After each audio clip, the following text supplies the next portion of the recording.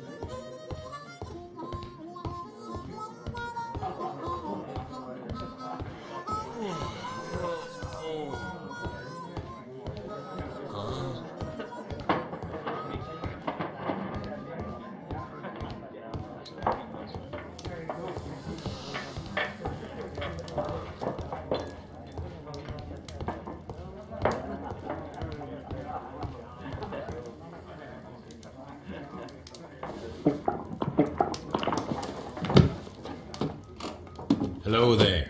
Are you Cairns? What do you want? We've heard all about the gambling on arm wrestling here. You seem like the likely sort, and I'm up for it. I start at 10 shillings. Suits me.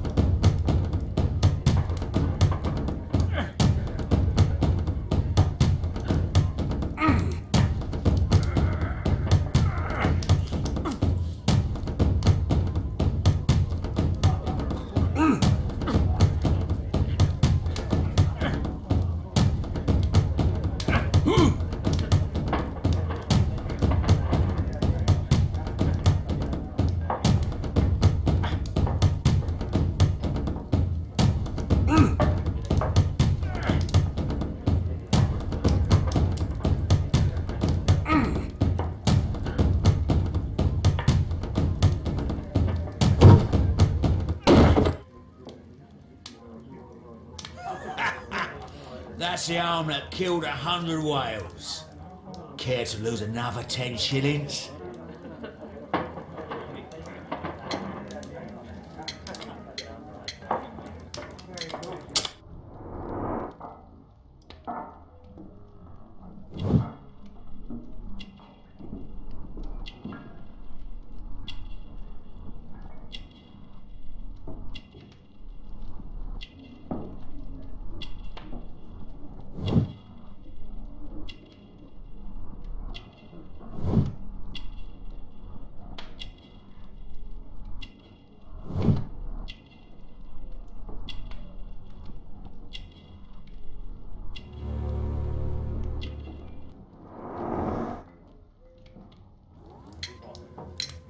I'm ready to try again. Fine. If you want me to take all your money, no problem with that.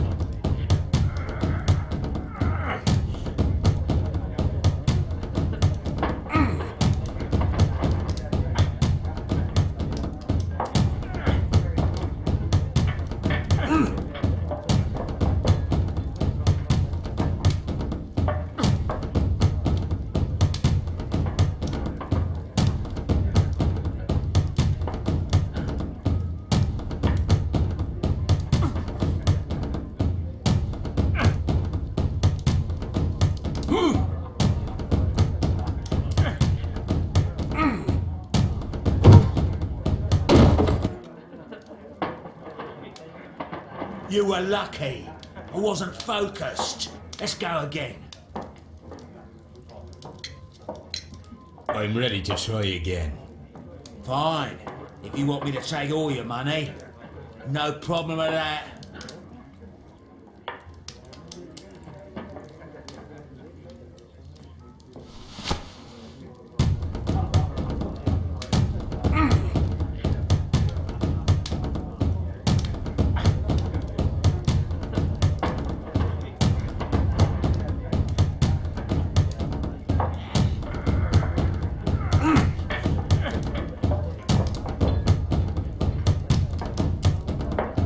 Ooh!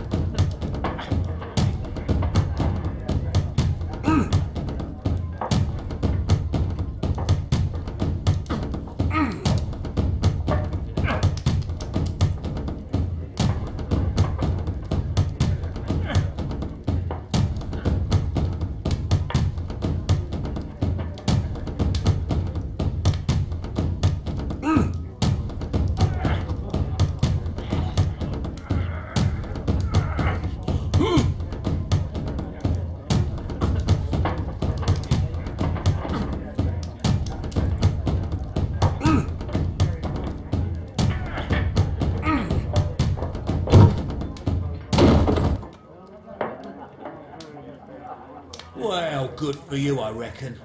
You're stronger than you look. Here's your 10 shillings. I'd like to buy you a drink. Good winner as well. That's good. Let's have a drink.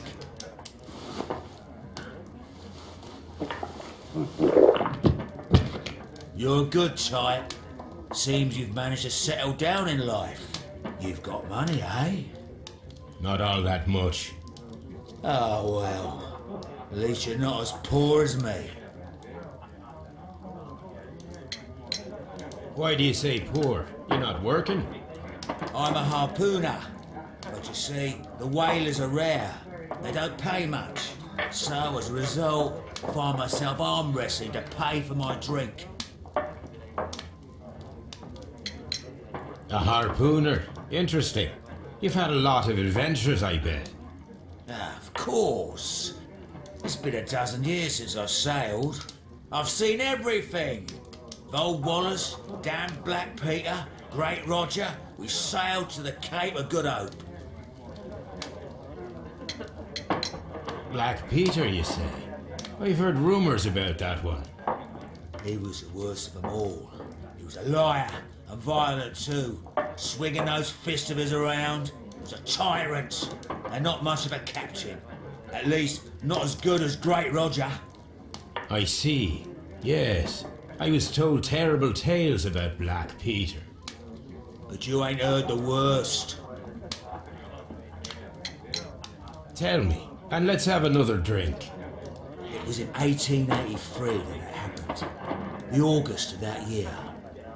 Peter Carey was captain of the Sea Unicorn, and I was a spare harpooner. We were coming out of the ice pack on our way home. One evening, we saw a little craft that had been blown north. There was only one man on her, and he wasn't a sailor. The crew must have thought that she'd foundered, and they made for the Norwegian coast in a dinghy. I guess they all drowned. We took the man on board. And who was he? I don't know.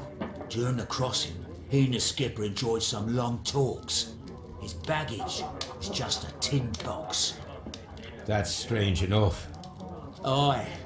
Even stranger was that on the second night, he disappeared. Nobody knew what happened to him. And of course, nobody could ask Black Peter about it. You know what happened, don't you? I do. I saw the skipper tie his heels and push him over the rail in the middle of my watch on that dark night. 2 days before we sighted the Shetland lights. Black Peter's a murderer. Aye. Those that know him wouldn't be surprised to hear it. But all this must stay between us. All right? Of course. Back in a second. I'm off to the Kazi. I'll be here with my drink.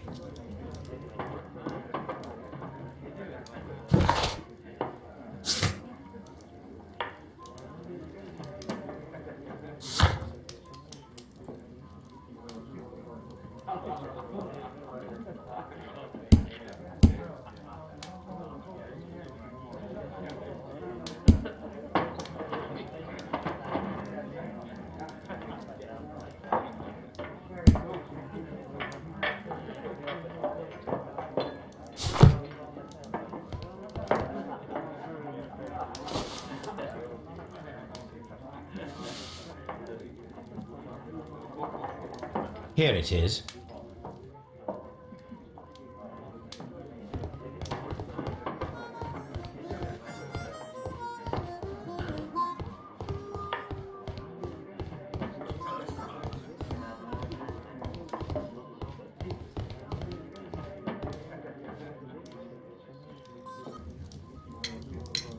Have you got any tobacco?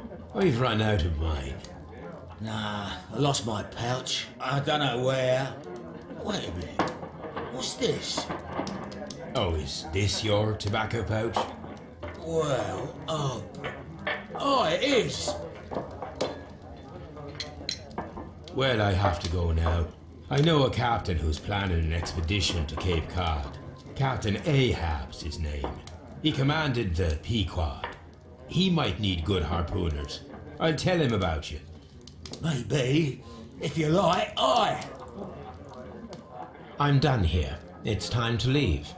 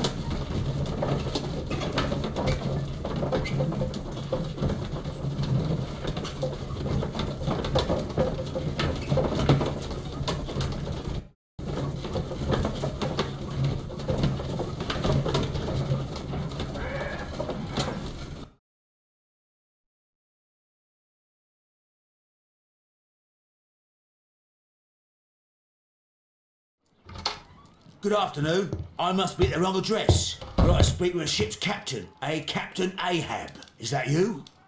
No, my name is Sherlock Holmes. That detective fella? So, you wanted to see me? That is correct. We need to talk. About what? About Black Peter, who was killed in his own hut with a harpoon. You know, don't ya? Yes. How? The tobacco pouch. You recognized it. Oh, the sailor. It was you. Unbelievable. Well, fine. I confess. But if you really do know everything, you should also know that I didn't want to kill him. He made me do it. I know. Did you know about this story with the bond certificates?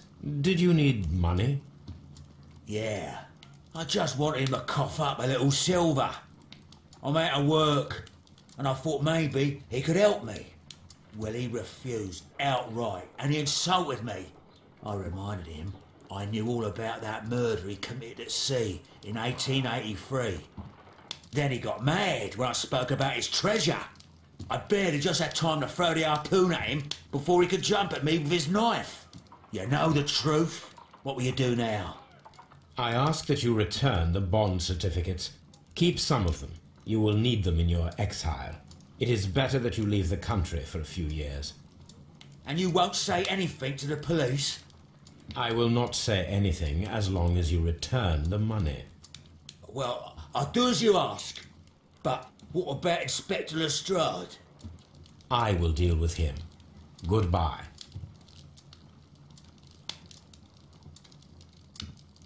It's good that you asked me to come, Mr. Holmes. We do need to talk. About what? What do you mean? Our case, Mr. Holmes. You sent me a message via your little thug. His name is Wiggins, Inspector. Telling me that the case is solved. Well, Mr. Holmes, tell me, who is our murderer and where is he?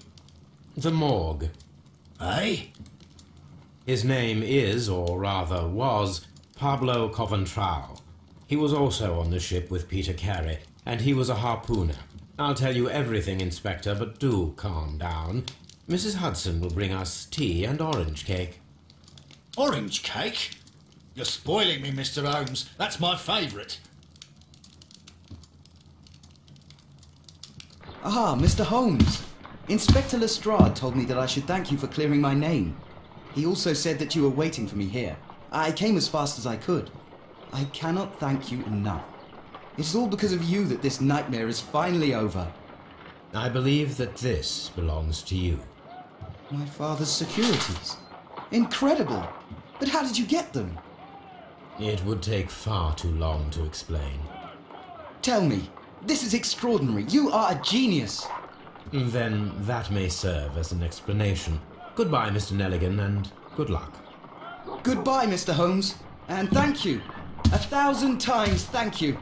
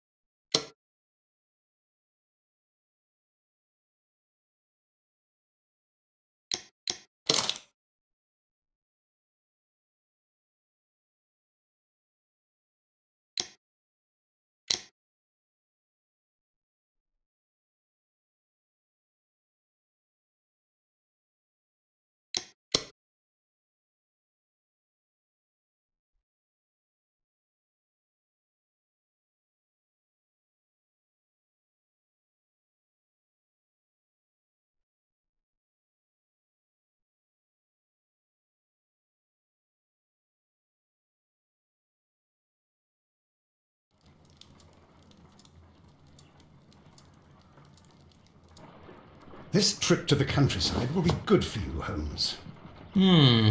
As your friend and your doctor, I really do recommend that you give yourself a complete change of scene. Fresh air, brisk walks, bird watching, chopping wood. Sounds intolerable. Certainly it sounds delightful. But you haven't yet told me who your friend is, the one we're going to visit. He is a bee lover. A bee lover? Do you mean that he keeps bees? That must be Mrs. Hudson. bringing the warm cloth that I requested. There is someone to see you, Mr. Holmes. I have no time. Send whoever it is away. Yes, Holmes, I really think we ought to leave now.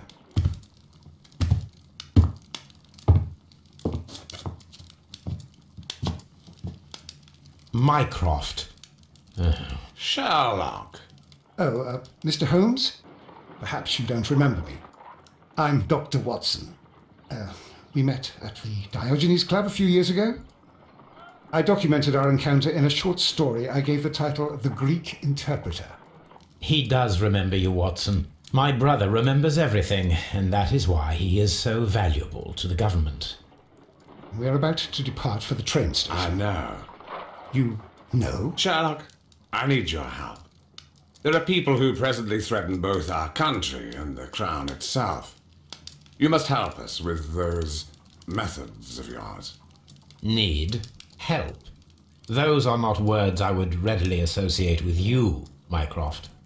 I wrote you a letter, but you did not reply. And this is not about politics. It's about people.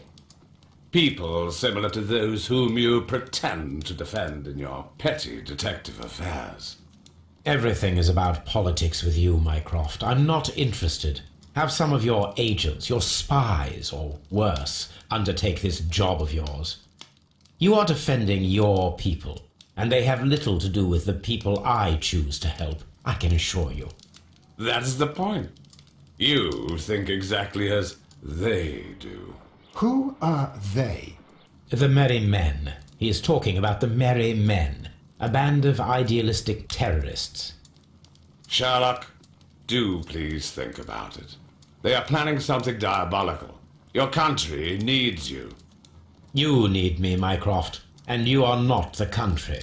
Although if your waistline expands very much further. Mrs. Hudson, tea will not be necessary. Dr. Watson, the train conductor, Mr. Parker, is aware that you will be 7 minutes late.